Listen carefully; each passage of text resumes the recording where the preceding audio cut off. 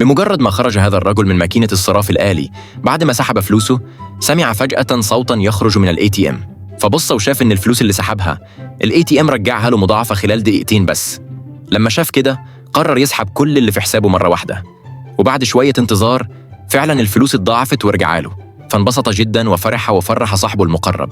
لكن صديقه التخين كان وقتها بيتفرج على ماتش كورة ببلاش، وكان في المكان دوشة وناس كتير وصوت عالي، فما قدرش يسمع كويس، وفجأة صاح بصوت عالي وقال: إيه؟ الATM بيرجع الفلوس مضاعفة خلال دقيقتين؟